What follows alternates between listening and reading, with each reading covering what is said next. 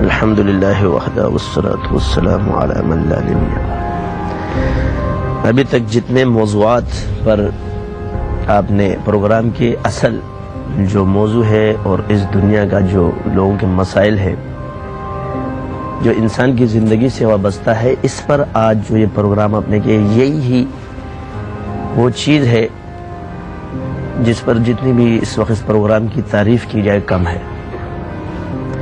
جادو کیا ہے؟ جادو وہ مخفی پراسرار طاقت ہے جس کو اللہ نے پیدا کیا ہے اور اللہ نے اسے اپنے ناپسندیدہ لوگوں کو دیا ہے۔ شیطان اس کا ماہر، بے حیائی اس کا زیور، گندگی غلاظت اس کی خوراک، بدعقیدی اس کی ابتدا، شرک اس کی انتہا۔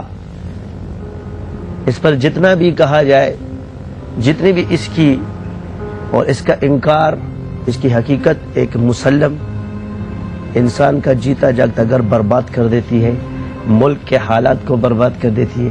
یہ جو عام حالات جو عاملین بیان کرتے ہیں، یہ جادو کی شعبدہ بازیاں ہیں۔ جادو کی یہ وہ حقیقت نہیں ہے، یہ ایک شعبدہ ہے۔ اصل جو اس نے کام برباد کیا ہے، جس کا اللہ تعالیٰ نے متواتر احادیث حضور صلی اللہ علیہ وسلم سے اور قرآن کے اندر اللہ تعالیٰ نے جس جادو کا تذکرہ کیا ہے، اس سے روگردانی کرائی گئی ہے۔ اصل جو قرآن میں اگر جادو کا ذکر ہے تو آپ اللہ تعالیٰ کو دو رشتے پسند ہیں، ایک اللہ تعالیٰ کو ایمان پسند ہے، دوسرا میاں بیوی کا رشتہ پسند ہے۔ میاں بیوی پر جادو کا ذکر اللہ نے کیا ہے، اور قرآن میں جو جادو ہے انبیاء پر کیا گیا ہے، یعنی سحر معجزے کے مقابلے میں اور جادوگر نبی کے مقابلے میں آیا ہے جی۔ اور بدعقیدگی پھیلانے کے لیے سامری نے جو جادو کیا تھا، اس سے لوگوں کو بدعقیدہ کیا گیا ہے۔ اس کی شعبدہ بازیوں نے لوگوں کے ایمان کو کھایا ہے۔ بالکل یہ اسلام کے بالکل اینٹی ہے۔ دنیا کے اندر دو ہی قوت کار فرما ہے، ایک منفی کہلاتی ہے، ایک مثبت کہلاتی ہے، جسے آپ نیوٹرل کر لیں، وہ تمام چیزیں یہی روحانیت میں بھی ہے، ایک صحیح ہے ایک غلط ہے۔ اللہ تعالیٰ نے اس کے عوامل بھی قرآن میں بتائے اور اس کے اندر جو چیزیں کام کرتی ہے وہ بھی بتائے۔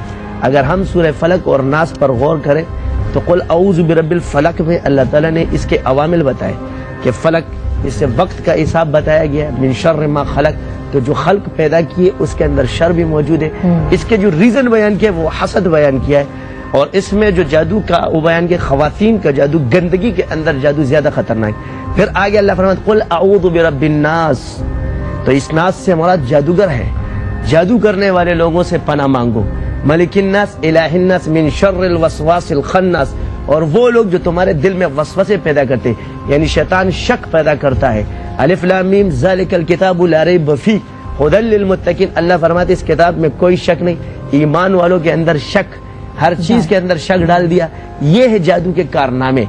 وہاں پر وسواس ڈال رہا ہے، آخر میں فرماتے ہیں من شر الوسواس الخناس الذی یوسوس فی صدور الناس، تو دلوں کے اندر انسانوں کے، من الجنۃ والناس، انسان اور جنات، تو تین قوتیں اس کے اندر کار فرما آپ کو بتائی۔ جادوگر کے ساتھ کیا چیزیں کام کرتی ہیں؟ جادوگر انسان جی، مجھے بریک لینی ہے، ہم اس کے بعد اس کو کنٹینیو کریں گے۔ بات ہو رہی تھی کہ جادو میں کیا چیزیں کار فرما ہے، تو سورہ فلق اور ناس پر میں کہ انسان، جادوگر، وسواس یعنی شیاطین، اور جنات اور انسان، من الجنۃ والناس، یعنی جنات بھی کرتے ہیں، والناس وہ لوگ جو لوگوں پر کرواتے بھی ہیں، یعنی اس میں وہ لوگ بھی کار فرما ہے جو جادو کرواتے ہیں۔ یعنی آخر میں پھر والناس کا ذکر ہے، شروع میں بھی والناس کا ذکر، تو والناس شروع سے مراد جادوگر ہے اور آخر میں مراد کروانے والے۔ تو یہ تمام تفسیر اگر غور سے دیکھیں تو قرآن مجید کے اندر اللہ تعالیٰ نے تمام عوامل بتا دی۔ اب رہا یہ کہ اس کا کاٹ کا طریقہ کیا ہے، تو معمولی چیز نہیں ہے کہ جب ایک چیز انبیاء کے مقابلے میں آئے، نبی کے مقابلے میں آئے، معجزے کے مقابلے میں آئے، اور ابلیس سے اس طرح کی آپ کی لڑائی ہو اور اس کو اتنے آسانی سے کاٹ دیا جائے گا، اور ابلیس کا جادو کی مہارت اس سے لگائے کہ اس کا ایک واقعہ مشہور ہے کہ فرعون کے دربار میں جب حاضر ہوا تو کہا کہ کافی لوگ جو جادو کو اپنا مسیحا سمجھتے ہیں، ان پر ہے کہ ان کا یہ پیشوا کیا کر رہا ہے، تو بزرگ بن کر آیا جن پر لوگوں کہ وہ بزرگ نہیں بن سکتا، تو بزرگ بن کر آ کے فرعون کے دربار میں کہتا کہ تو کس دلیل سے اپنے آپ کو خدا مانتا ہے؟ تو فرعون نے کہا کہ میرے پاس اتنے ہزار جادوگر ہیں. یعنی انہوں نے اس سے ایک چیز ثابت ہوئی کہ حکومت کی پاسداری کے لیے جادوگروں کو رکھا جاتا ہے، یہ ایک اللہ تعالیٰ کا نظام ہے. اس نے کہا بلاؤ اپنے جادوگروں کو. جب جادوگر آئے تو انہوں نے اپنا جب منتر پڑھا تو ابلیس نے جب ایک منتر پڑھا تو سارا جادو ختم. تو اس کے بعد کے جو الفاظ اس نے کیسے کہے کہ اتنا عاجز ہو کر تو اپنے آپ کو خدا سمجھتا ہے، اللہ اتنے کمالات دے کر مجھے اپنا بندہ نہیں سمجھتا.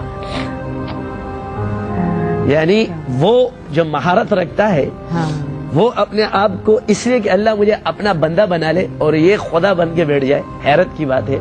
اس کے اندر جتنی بھی کار فرمائیاں ہیں یہ اس کے ابلیس اور تلبیس ہے، یہ عقیدے پر ہوتا ہے. ٹھیک ہے. ہر جگہ جو ہے نا شیاطین اپنا تصرف کرتے ہیں. یہ کہ نا جی ہر چیز کی پھر ایک خوراک ہے. ہر شیاطین کی کچھ شرائط ہے. کوئی کہتا ہے مجھے خون دو، کوئی کہتا ہے مجھے سندور دو، کوئی کہتا ہے مجھے یہ دو، کوئی کہتا ہے مجھے وہ دو. یہ چیزیں ان کو یہ طریقے بتاتی اپنے خوراک اور ان سے اپنی پوجا کراتی. حالانکہ ان کی اصل چیز وہ خوراک ہے، اس خوراک سے ہی ان کی شرط پوری ہو جاتی ہے. مگر ابلیس آگے کہ ان کو پیشوا مانو. یہ چیزیں یہ جادو کراتی، پھر ان پر شرط لازم ہو جاتا ہے کہ وہ آپ کو تکلیف دے. یہ ہے اینٹی. ٹھیک ہے. یہ باقی جو ہمارے ساتھ ہو رہا ہے یہ موت کا جادو برحق ہے، شوق دبازی، اس کا انکار نہیں کیا جا سکتا. اس لیے کہ اگر کینسر کا مرض کا وجود دنیا کے اندر ہے، جب کینسر کے مرض کا وجود ہے تو اس کا ایک مطلب، ایک بندہ کہتے ہیں مجھ پہ کینسر نہیں، تو اس کا یہ مطلب نہیں ہے کہ دنیا میں کینسر کا وجود ہی نہیں ہے. آپ پر نہیں ہے اس کا یہ مطلب نہیں کہ دنیا میں نہیں ہے. تو یہاں پر اکثر جو اشکالات ہے، جو ہمارے علماء، ہمارے عاملین حضرات، ہمارے جو عوام ہے، ان کے کافی اعتراضات اور اشکالات اس میں یہ کیا علاج کے شرائط اکثر یہ ہوتے ہیں. کیا ہے ہر چیز کو پرکھنے کی جو کسوٹی ہے ہمارے پاس شریعت، قرآن، سنت، مجتہدین کا قیاس، بزرگان دین کے تجربات یا اپنی فرسودہ خیالات. اس پر جب ایک انسان، لازمی بات ایک عامل کے پاس جب جاتا ہے، وہ مسلمان اگر عالم کو دلائل شریعت سے قائل نہیں کرے گا تو عالم اس پر رد کرے گا. اس کا حق ہے، اس کا علم، اس کی دلیل ہے کہ اس کو رد کرے. تو اس کا جواب یہ ہے کہ ہر چیز کی پہلے تشخیص ہوتی ہے پھر علاج ہوتا ہے. آپ علیہ السلام پر جب جادو ہوا تو آپ علیہ السلام کو پہلے اس کی تشخیص کرائی گئی، مقام بتایا گیا خواب کے اندر، پھر اس کو علاج دیا گیا ہے سورہ فلق اور ناس. تو اس سے ثابت ہوا کہ تشخیص پہلے ہوتی ہے، علاج بعد میں ہوتا ہے. عبداللہ ابن مسعود رضی اللہ عنہ نے ایک بندے پر پھونک ماری، اس میں جو جن تھا وہ جل گیا. تو آپ علیہ السلام نے اس سے پوچھا کہ فلانے شخص کے پر آپ نے کیا پھونکا؟ تو انہوں نے کہا یا رسول اللہ میں نے پڑھا افحسبتم انما خلقناکم عبثا وانکم الینا لا ترجعون. تو فرمایا کہ اس کے وجود کے اندر جن تھا وہ جل گیا. اس سے بھی تین چیزیں ثابت ہوئی، جن کا جلانا ثابت ہوا، جن کا وجود کے اندر حلول کرنا ثابت ہوا، اور آپ علیہ السلام کا تشخیص کرنا ثابت ہوا. تو اس سے یہ ثابت ہو کہ جو رجال اللہ اس کے لیے اللہ نے پیدا کیے، جو اللہ والے، ان کو اس کی تشخیص کا علم ہوگا. اب اس کے جو تجربات ہے، تو تجربات یا کسی ذرائع کو شریعت منع نہیں کرتی. حضور کے دور میں بخار 102 103 کا وجود نہیں ہے، بخار کا وجود ہے، تھرمامیٹر کا وجود نہیں ہے. کینسر، باطنی، جتنے بھی امراض ہیں، اس کی جتنے بھی دلائل ہیں وہ ظنی ہے، کیفیات حقیقی کے انسان پر آتے ہیں. تو جب اس چیز کے ذرائع مانے جاتے ہیں تو لہذا جو سحر قرآن اور حدیث سے ثابت ہے اس کے بھی جو ذرائع وہ بھی معتبر مانے جائیں گے. لیکن اس سے پتہ چل جائے کہ آپ کو کون سے لیول کا جادو ہے. یہ ایک صحیح علم جان سکتا جب کسی وہ ہو جائے کہ تشخیص. تو آپ لوگوں نے جو تشخیص کی محفل چھیڑی ہے، اس تشخیص کے لیے یہ سب سے آخری مرحلہ ہے. اسی میں تو مہارت کا پتہ چلتا ہے، کسی ماہر ڈاکٹر کا پتہ تب چلتا ہے کہ وہ تشخیص اچھے طریقے سے کرے. کچھ باتیں تو مولانا صاحب نے بتائی. یہ تشخیص کے جو میں آپ کو بتا رہا ہوں، کسی کو صرف علامات ہی پتہ چل جائے تو سب سے آسان تشخیص یہ، باقی تشخیص نہ کرے. جب اس پر دوا اثر نہ کرے، کیا دوا اثر نہیں، اور مرض بڑھتا رہے، جو دوا کی کا مزداق بن جائے تو سمجھ لو اس پر کچھ ہے. اور خواہ بعض اوقات چڑچڑا پن، ہر وقت کا چڑچڑا پن رہنا، اور ایک کام کا کل ہونا ہے اور جا کے نہیں ہوتا، ہر کام کی رکاوٹ، یہ آسان علامت ہے. اور اس کا کسی ماہر سے یا جو یہاں بیٹھے ہوئے جو بھی جن سے ان کو اعتماد ہے، بندہ سچا ہونا چاہیے، اس سے معاملہ کرے. کیونکہ اذکار کو خود کرنے سے بھی نقائص ہوتے ہیں. خود کرنے سے میں نے پچھلے دفعہ بھی کہا تھا کہ کپڑے اگر ناپے جائیں تو وہ کپڑے بڑے کا کام نہیں ہے. کیونکہ دیکھیں یہ تشخیص ہوتی ہے. تشخیص کے مراحل میں یہ ہوتا ہے کہ ایک شخص اگر اناڑی ہے، وہ کسی بندے کو چیک کرتا ہے تو اس کی یہ رجت ہوتی ہے، اس میں رجت فوراً اس پر رجت مارے گا اس کو نقصان ہے. آپ ان چیزوں کو نہیں سمجھتے. یہ ہے آسان کام نہیں, رجت کا خطرہ ہوتا ہے. اب جیسے مثال کے طور پہ انہوں نے جو جادو کاٹا, صرف وہ اندر داخل ہوگا تو اس پر مارے گا, یہ نہیں. اس میں بچوں کا خطرہ ہوتا ہے, ان کو بھی خطرات ہوتے ہیں. اس کے ماہرین اللہ نے پیدا کیے, بڑے بڑے بزرگان نے دی. لیکن کوئی تو ایسا طریقہ ہوگا جس پہ ہم نے بات کی تھی, کوئی تو ایسا طریقہ ہوگا. لوگ گھر پہ بیٹھے ہیں, لوگ یہ دیکھ رہے ہیں کہ کوئی تو ایسا طریقہ ہوگا کہ آپ کو رابطہ ہے نا, بتا دیا نہیں. ایک تو رابطہ ہے, ایک تو رابطہ ہے, ہر انسان کا عامل کے پاس نہیں. شک ہو کہ ہر کسی کے پاس نہ جائے, پھر ہم ابھی پروگرام کے بعد میں ایک وظائف کی پوری ترتیب بتا دوں گا, صحیح ہے. اس کو کرتے رہے, میری اجازت عام ہوگی اس میں, وہ کرتے رہے, اس کے سارے طریقے بتا دوں گا. انشاءاللہ 40 دن کے اندر اندر تمام چیزوں سے ان کو نجات حاصل ہو جائے گی. تو کل کے پروگرام میں آپ یہ بتا دیں گے. آج ہوگا. آج ہمارا موضوع ہے کہ یہ کیا ہے, کیا وجوہات ہے, کیا کرتے ہیں, کیا نہیں کرتے. سب سے بڑی وجہ جو ہماری ہے وہ ہے دین سے دوری. ٹھیک ہے, جو سب سے بڑی وجہ ہے وہ دین سے دوری ہے. نماز اور ذکر جب انسان چھوڑ دیتا ہے تو شیاطین اس پر اپنا تصرف کرتے ہیں. یعنی اس کی مثال ایسے لے لو کہ اگر آپ اپنے گھر کی صفائی نہ کریں تو کوئی نہ کوئی اس پہ آ کر دھول مٹی جو نا قبضہ کر لیتی ہے.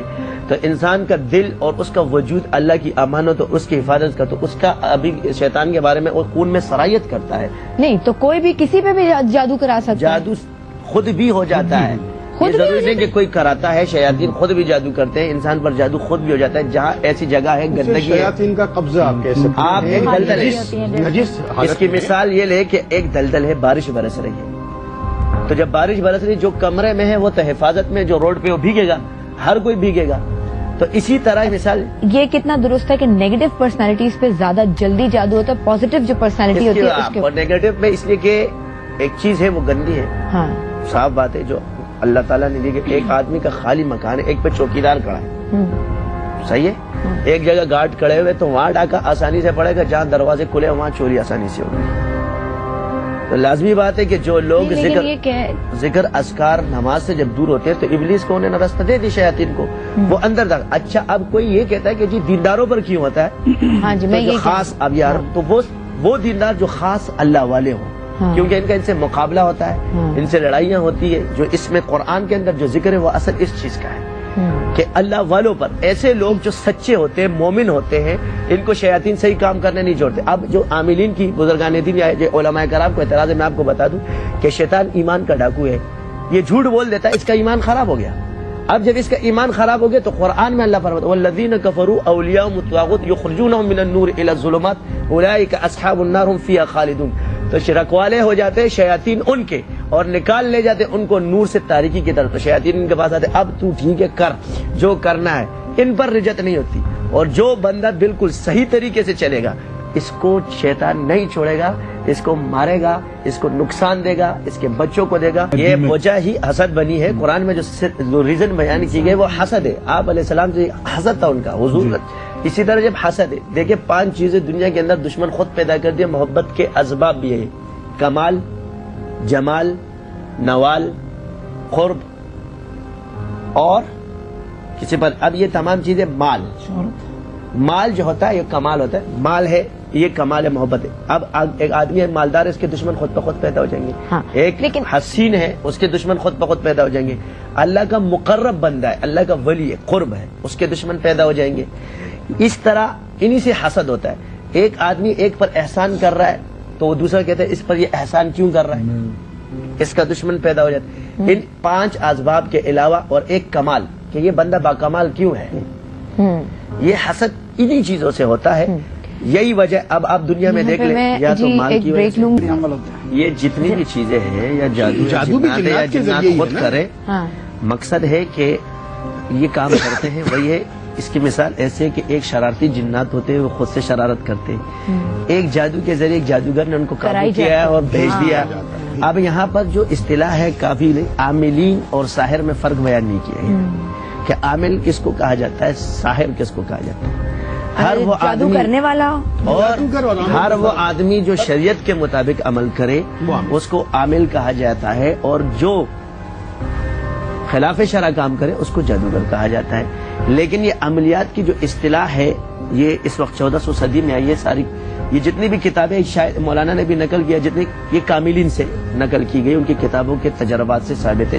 امام غزالی رحمۃ اللہ علیہ, بڑے بڑے بزرگان دین احمد. تو یہاں پر جو آج ایک سوال ہے وہ یہ ہے کہ اجازت ایسی ضروری چیز ہے کہ قرآن ہمارے پاس موجود ہے.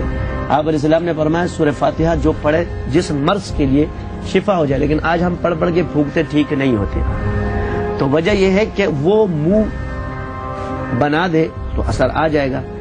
اس میں یہ ہے کہ امام احمد بن حنبل رحمۃ اللہ علیہ کے دور کا ایک مشہور واقعہ ہے کہ ایک عورت پر جن آیا، تو حضرت نے 2 لکڑیاں اپنے شاگرد کو دی، قرآن کی ایک آیت بتائی اور اس لکڑی کے ساتھ فرمایا جا کے اس کو کہو کہ شیخ احمد کہتا ہے اس جگہ کو چھوڑ دو، اس عورت کو چھوڑ دو. اب جب وہ لکڑیاں وہ لے کر گیا تو اس نے کہا شیخ احمد کہتا ہے کہ اس لڑکی کو چھوڑ دو. نے کہا کہ شیخ احمد ہمیں کہے تو ہم کوفہ چھوڑ دیں. وہ چلے گئے، حضرت کا وصال ہوا. اس کے وصال کے بعد وہ جن دوبارہ اس لڑکی پر حاضر ہوا، وہی لڑکا، وہی بندہ، وہی جن، وہی لڑکی، وہی لکڑیاں، وہی قرآن کی آیت لے کر گیا. اس نے کہا باہر نکل، شیخ احمد کا انتقال ہو گیا ہے. تو بات یہاں پر یہ ہے کہ کلمہ ہر چیز وہی ہے، وہ منہ نہیں ہے. ہمارے ایک مثال ایک بزرگ گزرے تھے، ان کا نام اخوند بابا بڑا مشہور ہے. ان کے مدرسے میں ایک دن کھانا نہیں آیا تو انہوں نے کہا پانی لے کر آؤ. جب پانی لے کر انہوں نے فرمایا لا الہ الا اللہ محمد رسول اللہ، پھونک مارا، وہ دودھ بن گیا، کرامت ظاہر ہو گئی. طلباء نے کہا یار یہ تو آسان کام ہے، چلو حضرت سے چلے گئے. جب وصال ہوا تو وہی معاملہ ہوا، دوبارہ انہوں نے وہ دودھ لا کر دیا تو ساری رات کلمہ پڑھتے رہے، پانی نے تو ٹھس سے مس نہیں ہونا ہے. تو انہوں نے کہا کہ حضرت یہ کیا؟ تو انہوں نے کہا یار کلمہ تو وہی ہے، منہ خون کا نہیں ہے. رتبہ سمجھ کیے. یہاں پر جو سارے مسائل ہیں ہم عوام کو تو بتاتے ہیں، یہاں پر اثر اس کے الفاظ کا ہوگا جس نے اس کی ریاضت کی ہوگی. اگر وہ شخص ایک مرتبہ ہی بول دے کہ آپ کو یہ چیز پڑھنی ہے تو ایک مرتبہ میں اثر ہوگا. یہ شخص ساری رات پڑھتا رہے، اس کا الٹا اثر ہوگا، صحیح نہیں ہوگا. تو عاملین کا اصطلاح اب یہاں پر جو جتنے اذکار ہیں میں آپ کو بتا دوں کہ کہاں سے اذکار کی خرابیاں شروع ہوتی ہیں. عاملین بھی بتاتے، کاملین، یہ سارے بتا رہا ہوں. وجہ یہ ہے کہ ہر چیز میں پھر وہ الٹا آبل اور مجھے مار والی کہانی شروع ہوتی ہے. یہاں پر جو ہے عاملین کی اصطلاح ابھی شروع ہوئی. عاملیات کیا؟ کسی کے پاس اگر جنات آ جائے چھوٹے سے وظائف کر لے اس کو عامل کہا جاتا ہے. کاملین کا ذکر تھا، یہ طریقہ تھا کاملین کا. پہلے کاملین اس کی سیڑھی عبور کرتے تھے پھر کامل بنتے تھے. آج کل یہ الگ الگ ہو گیا ہے. ان کو عامل کہہ دیا گیا، ان کو کامل کہہ دیا گیا. 100 مرتبہ ذکر کرتے اس سے یہ جائیں گے. اب یہ 101 مرتبہ آیت الکرسی بتا رہے ہیں، یہ ویسے ہی عمل ہو جاتا ہے. نہیں وہ 41 مرتبہ پڑھنے سے وہ چیز عمل میں داخل ہو جاتی ہے. جب عمل میں ایک چیز داخل ہوگی تو اس کے نیگیٹو پوائنٹ زیادہ شروع ہو جائیں گے، پازیٹو کم. وقتی طور پہ اس کو تو صحت مل سکتی ہے، مگر اس کے بعد جب وہ کیونکہ اس کو نسبت کی طرف اللہ تعالیٰ کھینچ دے گا تو وہاں پر جب شیاطین اس کو ماریں گے تو اس لیے اتنے اذکار بتائے جائے کہ جو اجازت کے ساتھ اور بندہ کرے اس وقت، اور اس کی اجازت بھی، اور پھر وہ اس کو طریقہ بھی بتائیں گے کہ بھائی اس طرح پڑھنا، اس نیت سے پڑھنا. اچھا میں نے تو آپ سے یہ کہ یہ تشخیص کے ایک طریقے ہیں. تشخیص کے طریقے سمجھ، تشخیص کے طریقے جو ہے یہ تجربات ہے بزرگان دین کے. شریعت میں نے ابھی آپ کو کہا کہ کسی بھی مرض کے شریعت اس کا انکار نہیں کرتی، کیونکہ مرض کو معلوم کرنے کے لیے طریقے، اس کے 4 طریقے ہیں. لوگوں نے جو بزرگان دین سے، ایک موکلات کے ذریعے ہوتا ہے، جنات، کیونکہ وہ اپنے جن سے نہیں چھپ سکتے، ہم سے چھپ سکتے. آپ ہم ایک دوسرے کو نظر، جنات ایک دوسرے کو نظر آتے ہیں. اس طرح یہ ہاتھ کا طریقہ ہے، تو اس ہاتھ کے طریقے میں پھر سارے آ جاتے ہیں، دھاگا ہے، کپڑا ہے، فلانا ہے، ڈمکانا ہے. یہاں پر جو عامل چیک کر دے گا یہ غلط ہے. غلط بات نہیں ہے، کسی بھی چیز کا اصل ہونا اس کے بعد نقل پیدا ہوتا ہے. قیودات ہے کہ عامل کون ہوتا ہے، پھر کاملین کا درجہ کہاں سے شروع ہوتا ہے. تو اس کے لیے بزرگان دین نے پھر شرائط جو رکھی ہے اس کو وہ کرنا پڑتا ہے. یہ مجھ پر جتنے اصرار یا ابھی میں جو باتیں کر رہا ہوں کسی کتاب کی نہیں ہے، یہ سب الہام اور القاء ہے. ورنہ آج تک کوئی عامل اس کا جواب نہیں دے سکتا. میں سوال پوچھ لاؤں کہ سوال ہاتھ بڑا کیوں ہوتا ہے اور چھوٹا کیوں ہوتا ہے، اس کا جواب نہیں دیں گے. تو یہ چیزیں ہیں کیونکہ جن کل بات کرتے ہیں جی گرم ہونے کے بعد وہ کیا کہتے ہیں کہ ایک وجود آ گیا، وہ بڑھ گیا، اور جادو انسان کے وجود کو سکھیڑتا ہے، یعنی ختم، چھوٹا کر دیتا ہے، اس کی صلاحیتوں کو ختم کر دیتا ہے. اس لیے اس کا نشان چھوٹا. اس سے بزرگان دین نے اس کو چھوٹے اور بڑے کاملین کے طریقے. بہت بہت شکریہ ہمارے تمام